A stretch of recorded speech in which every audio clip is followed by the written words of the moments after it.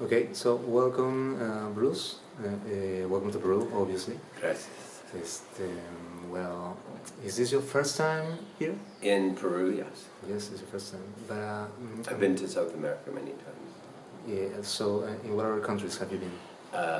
Argentina, Brazil, Colombia. Yeah. Well, obviously, thank you for your time. Thank you for this interview of Chronicles of Diversity, the magazine. And well, that's interesting. You say that you've been to South America. So, when was the first time in South America for you presenting your films? I've been to Brazil many times. I've been to like Salvador, Curitiba, Porto Alegre, Sao Paulo, and various cities, and Rio. Yeah. So the first time, I think, was for the Rio. I went to the Rio International Film Festival, and then also the Outfest in Sao Paulo, the Queer Fest there.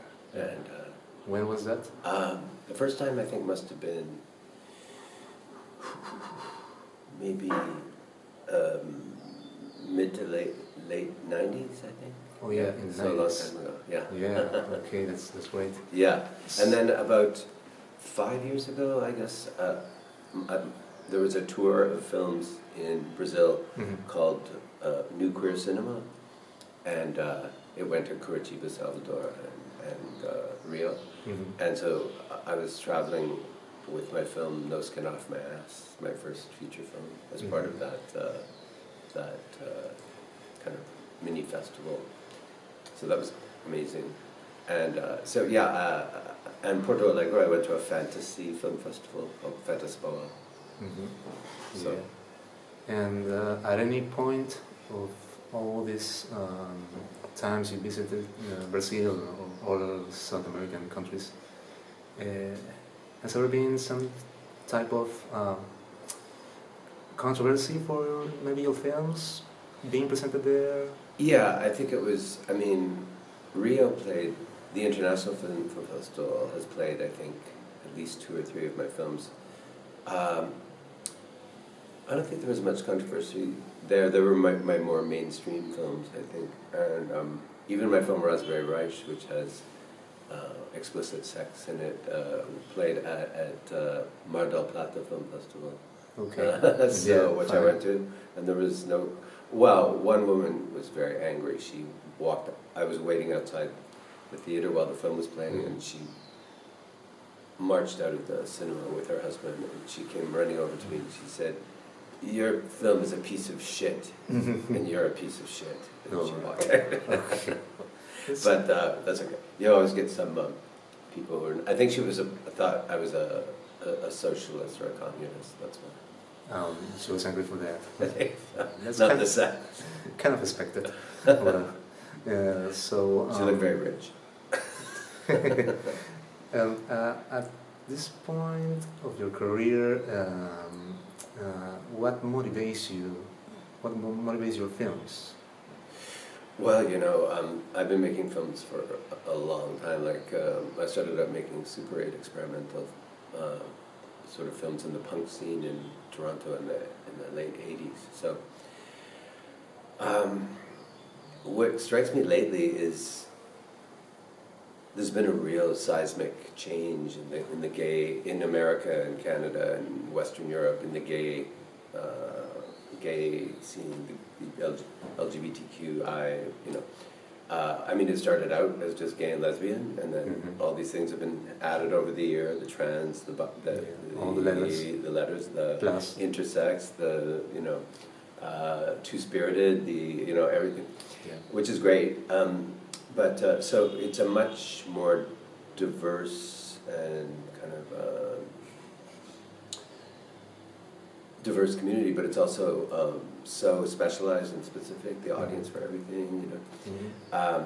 But what strikes me most is that the world has regressed in many, many ways. It's regressing now in America, in Canada, in Western Europe. Gay rights are not guaranteed, they're being rescinded. And so which makes me think my films are more relevant than ever, you know, because I've always, even in the 80s, I was talking about diversity, you know, equal rights and, you know, all kinds of racial and diversity, and we always expressed in my circle of comrades, we always, you know, encouraged lesbians and trans and gay men to form a bond, like a political kind of bond, and we had racial diversity in our fanzines and movies way back then, you know. So, but now when everything's going backwards and regressive politically, and you know, it just seems like my films are just automatically more radical than ever, because everyone is kind of capitulated to this assimilationist agenda and like the mainstreaming of the gay movement, and it's very capitalist, it's very corporate, and you know, those are all the things we were always against. You know, last night during the speeches for the opening of Outfest Peru, there was that activist who spoke in the wheelchair. Yeah. It was amazing. I don't speak Spanish very well, but I understood what he was saying, because all the words, all the kind of words about, you know, anti-patriarchal, anti-capitalist, all these kind of things, which were all the things that we started out against. It was parallel. Like, I was a bit later in the 80s, when he was in the early 70s, but I could definitely relate to him a lot. Yeah, maybe even though we're kind of a decade and a half behind in terms of the movement. Well, that's what I always question now. It's like, are you behind in a way, because it's gotten so bad, and this corporatization and this assimilation has gotten so bad that I always say gay culture is almost dead in America and Canada and Western Europe, because it's become kind of bland and meaningless, because people are desperate to conform to the mainstream, to like not be a part of the whole of the status quo, and so they're not being accepted, being tolerated. We're never about tolerance. It's like, fuck you, you know, you either accept us or you don't. I don't need you to be tolerant. I hate liberal, like, you know, people who, for me, liberal people who say, oh, it's okay if you're gay as long as you don't flaunt it or whatever. It's like, that's worse for me than a conservative who says, I want to kill you, because at least I can fight. I know who I'm fighting against, you know. But you know, I don't relate to gay or even queer culture that much anymore in the West. It's you know, when I come to a place like this or Bogota, I went to a queer film festival there 2 years ago, or I went to one in Belgrade a couple of years ago, or I go to one in Zagreb in Croatia, or if I go to one in Athens, or you know, I went about 12, 15 years ago, I went to the first ever gay political march that was allowed on the street in Athens. So that's exciting, because that's the revolutionary moment. That's the moment when people are, it's a liberation, you know. It's liberating yourself not only sexually, but from all the constraints of the culture and the status quo, and like the rules of how to behave in terms of gender or sex roles, or that's the most exciting part, you know. When everything gets mainstream and everyone says, "Oh, I'm just like everyone else. I just happen to fuck somebody of my own sex or whatever." Then that's when it gets really boring, and there's nothing to hang on to, and there's no individuality. It's all kind of almost like a group think about, you know, what it is to be, what it means to be gay. So so maybe you're not so behind it. Well, yeah. Maybe what I understand from what you're saying is self-expression means a lot. Well, yeah, I mean, that's the whole point for me of being gay, is that you are different, and that it gives you, I think it's a blessing, because it gives you the opportunity to express yourself completely differently from the rest of the world in many ways, you know, aesthetically, sexually, politically. So Emotionally. Emotionally, sure. Mm-hmm. Spiritually, even. You know, so when people squander that and take it for granted and say, "Oh, I don't want to be seen as different or you know, outside of the mainstream or as a outsider." Like I much prefer outsiders to insiders. I think they're much more interesting. Yeah, I get it. The only thing is, I mean, I understand here that because of gay activism, you know, homophobic violence has decreased a lot. Mm-hmm. So, and that's what the early liberation movements are. One of the things they're really fighting for is just basic safety, you know, and as well as equal rights. So that's a really good thing. And going specifically into the Misandrists, which is a film that's going to be shown Saturday, here in Peru in the Outfest. Do you think people? Do you have some sort of expectation of people taking or understanding some specific meaning of the film? Yeah, the film, The Misandrists, was pretty controversial, and a lot of LGBTQI fests refused to show it. Okay. It was, and you know, some of them were pretty blatant about it. Like someone said, the Toronto Outfest said they thought Inside Out Festival said they thought it was transphobic, which really, like, I was like, what are you talking about? And has the exact opposite message for me. Yeah. The San Francisco Frameline Festival said, "Oh, we can't show a lesbian film made by a gay man." Oh, yeah. Identity. Yeah, okay. Identity. Mm-hmm. Yeah, identity politics have really ruined art in many ways. Because you have to be, as an artist, you can't censor yourself and you can't be ideological and you can't like just say, okay, this is a pro-gay film or a pro-trans film. It's like, no, films aren't meant as kind of like motivational, like, you know, propaganda. It's like it shows the good and the bad. It shows it could be a controversial representation of sex or gender. So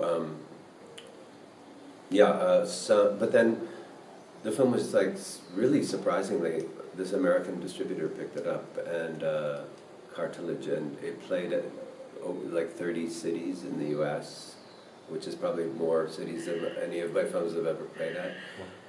Played at quite a few lesbian films, but the most politically correct people are in like Toronto, San Francisco, you know, it's a very specific kind of Canadian kind of, or North American kind of mentality that it's like, oh, this person, you know, how dare he make a film about lesbians, and that also celebrates lesbians, but also is a critique of certain kinds of feminism, and you know, but you know, it's been seen as some type of mockery, maybe. Yeah, but there's definitely, but I think it's affectionate mockery, you know, and I think the ultimate message of the film is pro-trans, pro-lesbian. I've always hung out with like the lesbians in the 80s in Toronto. All the cool queer boys only hung out with the lesbians. Mm-hmm. The lesbian bars or the lesbian nights at bars were the coolest, most punk rock kind of like interesting kind of events, you know. Because we were even then in the 80s, we were like, oh, it's such a white, middle-class white movement, and we want more diversity, and so like the Dyke Nights would be more racially diverse and more even different ages. It wasn't ageist, you know, like the gay scene, and queer boys and lesbians and trans women all, you know, congregating together. So. But this film comes out of that spirit, you know. I have a soft spot for lesbian separatists, because I have the same feeling sometimes as a gay man that not me, but I understand gay men who sometimes just want to be in an all-gay environment, which is very politically incorrect. But I understand that impulse. Sometimes it's just kind of a kind of liberationist, kind of masculinist energy. And lesbians have the same thing. Sometimes they just want to be. The problem is then it gets complicated if you have a feminist film festival like the Michigan Women's Film Festival, and they stop allowing trans women to come in. And then you have the radical feminist TERFs who are against trans women, which is very kind of irrational, and they think that these trans men are actually like perverts who are trying to infiltrate their community. It's like, I've never heard of anything like that. And it reminds me of I don't know, it's a kind of paranoia. It reminds me when straight people think that all homosexuals are pedophiles and want to fuck children. I mean, it's kind of a parallel. Those extremes kind of touch. Exactly. Well, and about the Misandrists, I read that it was some sort of critique to the binary system of thought, something. Well, the girl who played Isolde is a trans girl, and she,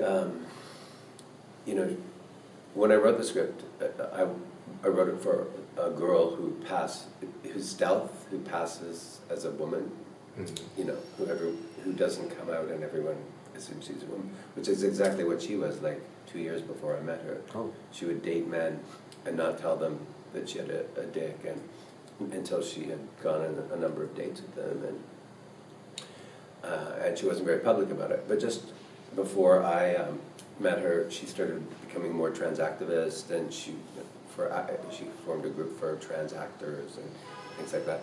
And so she really was as if I wrote the role for her. And then within 3 or 4 months after we finished shooting, she had her operation.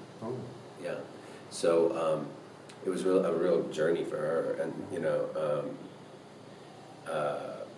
so in that way, it's kind of against that kind of idea of binary. But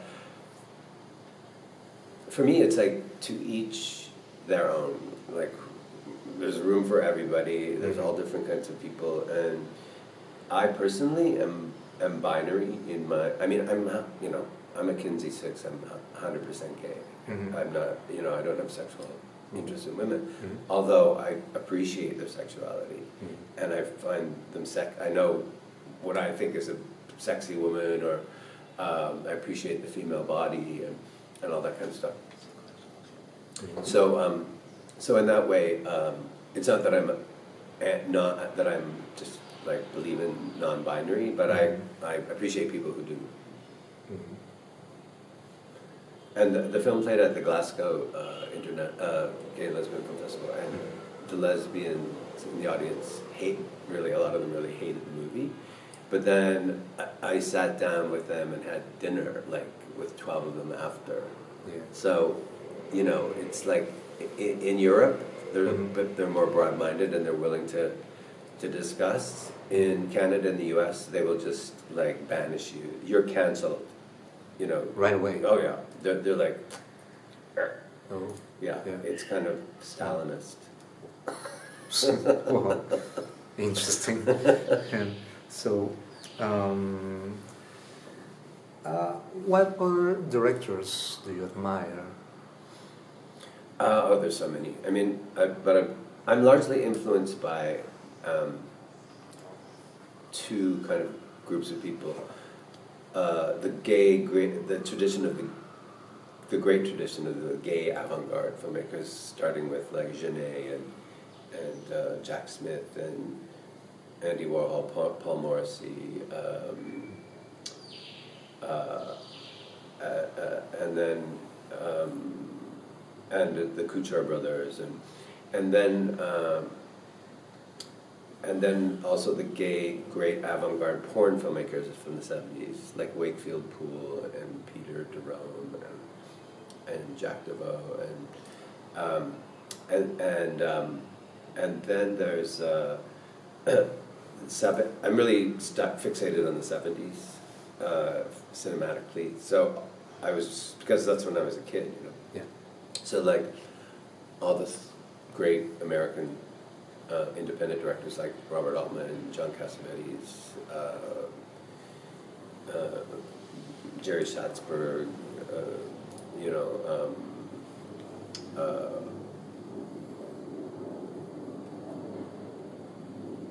Lee Grant, like, but then I love female directors like Ida Lupino is one of my favorite directors. So, you know, and then all the Europeans too, like Fassbinder and Antonio, yeah, 60s Godard and all that stuff. So all those new waves coming out of Europe in the 70s. That's when I was, you know, got interested in film, and so it was a very non-conformist cinema. It was a very kind of auteur-based cinema, where like based on the expression of the filmmaker who wrote the films and directed them. Okay, yeah. So,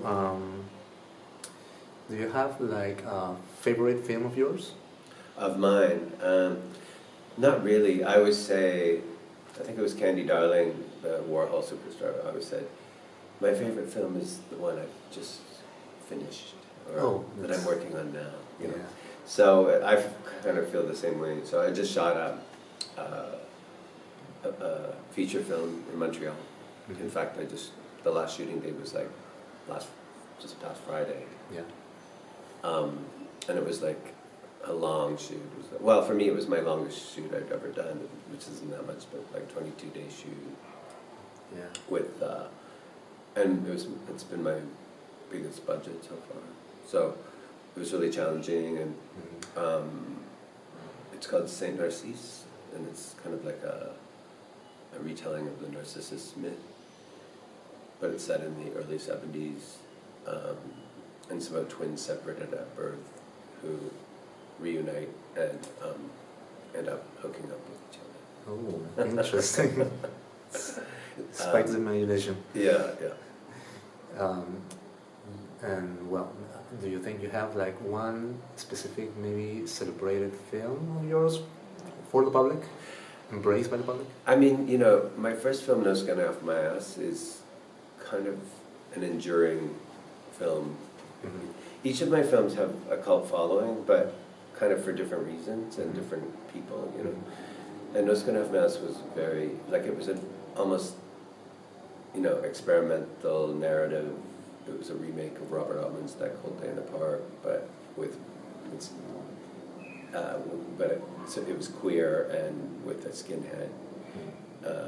I play a hairdresser who falls in love with a skinhead, and you know, it's so crude in a way because it's shot on Super 8, and I just edited it on my bed, you know, and it's kind of, the sound isn't synced, but it kind of had a big impact when it came out because I was having sex with my boyfriend who played the skinhead on screen, and it just corresponded with like the new queer cinema and like all these burgeoning LGBT film festivals, and it got on that circuit, and so it kind of became like a cult film in Japan and, you know, everywhere. So that one, and then Hustler White, and which I made in the mid-90s, which is shot on color 16mm, and it's about male prostitutes in Santa Monica Boulevard. That is a really big cult following. So, you know, those two kind of stand out. And then, you know, and then at Gerontophilia, I made my first kind of more mainstream film with a bigger budget and a more mainstream kind of type of narrative, but I still tried to make a subversive kind of film. So and then, I mean, LA Zombie, that, you know, that was a whole different part of my career, and the new one, Saint Narcisse, is more like along those lines. But then Ellie Zombie, you know, was famously banned in Australia, but it was a porn film, but it like was in competition at the Locarno Film Festival. Well, I guess we're gonna have an opportunity to, of course, watch your film, The Misandrists, this Saturday. So. And also there's the Queer Core documentary, which I didn't make, but which I'm in as a subject, and it explains a lot about the queer punk scene in America and Canada in the 80s. Yeah. That's from the 80s? The 80s and early 90s. Oh, okay. So I mean, it's a new documentary, but it's about that era. It's a new documentary. Yeah.